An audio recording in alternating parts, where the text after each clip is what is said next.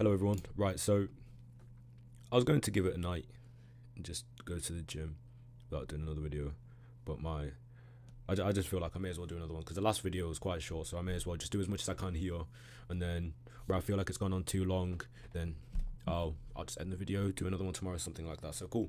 So consideration. Consideration is crucial in contract law as it requires a bargain or gift. Both parties must give something to the other. It cannot be one-sided. It can't be a gift. So consideration can consist of a right, interest, profit, benefit, detriment, or forbearance. That's Corey v. Misa in 1875. Giving something up, such as a right, can also be good consideration. The consideration doesn't need to be equal as well, in terms of it can be like money for a right, or it can be something else for something else. That's why, for example, in like job contracts, you give up a skill for a wage. So for example, so the nature of consideration requires that it needs to be sufficient but not adequate. That's Chapel v. Nessel. So in this one, it was I can't remember specifically off the top of my head, but the consideration that Nestle Limited was giving was it was like those like 1p or like £1 chocolate like coins, like the wrappers for that was the consideration being given. So it's sufficient, but it's just not adequate. But that's all it needs to be. It only needs to be sufficient. So intangible matters cannot be a good consideration. That's White v. Blewett. So in this case, the son owed the father money. So the father died and the executors or the executors tried to recover debt from the son. However, the son claimed that the father had promised to forget about the debt so long as the son didn't complain about the distribution of assets in the father's will. However, a promise not to do something is not good consideration. This is intangible. It's an intangible matter. On the contrary, however, a promise to do something can be good consideration. So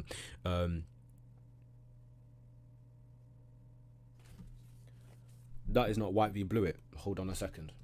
On the contrary, a promise to do something can be good consideration.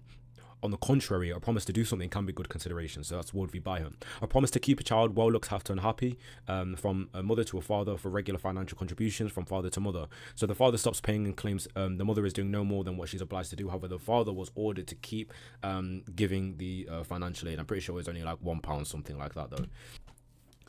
So past consideration refers to a past promise or act which forms the basis of a future promise. It's a situation where the promise is made in return for an act that has already been performed. The consideration for the promise has already happened in the past. This is not legally legitimate though. So in Rima Cardle, a widow was left a house which she decorates and repairs. Her children promised to pay towards the improvements but didn't. The work had been finished when the promise had been made though. Consideration must be present or future. It cannot be past. So we can say, oh, I'll do this if you do this, but it's not, I will do this because you did this. That's not valid consideration, unfortunately. However, where it's made at your request, the original person's request, it can be legally enforced. So Lampley v. Braithwaite negates this 1615. B killed someone and asked L to get him a pardon from the king, who promised to pay L £100 but tries to renege. If a party promises payment for what has just been done at his request, the courts can enforce the promise. The same would be true if there was an implied promise to pay. So that's R.E. Casey's patient. Yeah. So executed consideration. If one party makes a promise for an act by another party, it's an executed consideration when the act is done. If an offer for a lost purse is given and somebody finds it and gives it to you, then the consideration is executed. So it's like a third party kind of consideration. So the consideration is between two parties, but somebody else acts to fulfill that. So performance of an existing duty. Don't know why the heading's not there, but the general rule is found in Stillick v. Myrick. Doing work within your contractual duty and its limits cannot demand a higher pay such consideration. So for example, 11 sailors agreed to accrue a return ship from London to the Baltic. 2 sailors, however, deserted to the Baltic, meaning that 9 people had to carry the weight for 11 sailors. Because of this, it was obviously more work, which resulted in them mutinying. I'm not sure if that's actually a legitimate present tense form for the word mutiny, but it is what it is. So the captain agreed to higher wages so they'd work. However, when they finished the work, he had refused, so they sued him. However, the promise was unenforceable as the sailors were already contractually bound to return the ship to London. So it wasn't that far out from their contractual duties. That's why, for example, when you're at work, if someone's not there, you just have to do more work.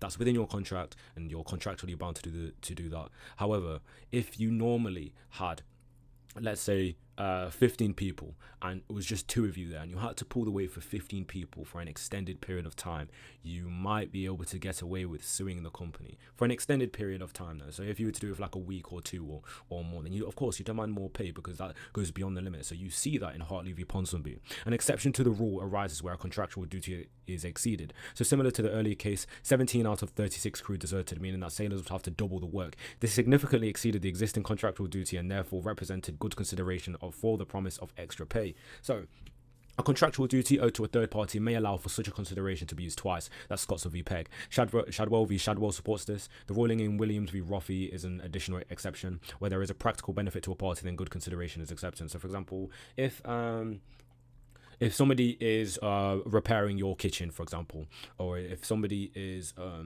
like renovating a house or a business or something like that, if there is benefit to the business that's comparable to a another form of consideration, if there's a practical benefit to the business, then that's good consideration as well. It doesn't always have to be money. So part payment, a promise to accept part payment of an existing duty is not good consideration in place of the whole payment. That's Pinnell's case. Subsequently, the creditor can claim the remainder of the debt even if they agreed to the debtor that the part payment cleared the debt. That's Folks v. Beer, unless if there was an early repayment or something additional given. There is one exception to this, which is the principle of accord and satisfaction. Where there is an agreement, so accord, to end the contract and satisfaction, so consideration that has been acted upon voluntarily, consideration is not limited to money but something of equal value.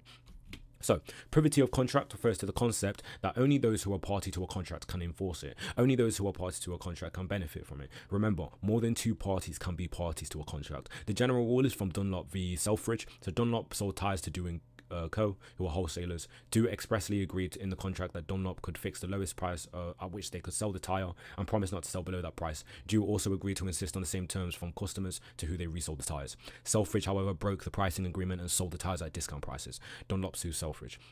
So the legal principle for it, Dunlop loses. Although there was a contract between them and Doing Co., Selfridge were not party to the contract and Dunlop therefore could not impose their terms upon them.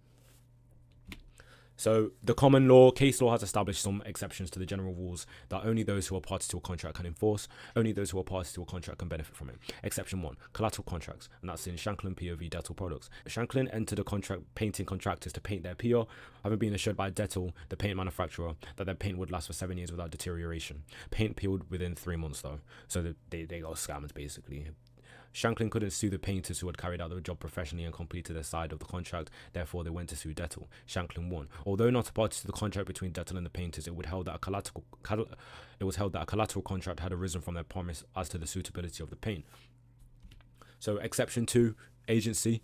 So the principal is it's not the word like principal.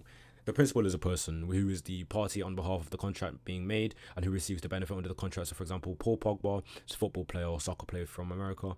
So he transferred from football team Juventus to Manchester United, that's meant to have an age after the sea, for 89 million. So his wages are approximately £280,000 per week.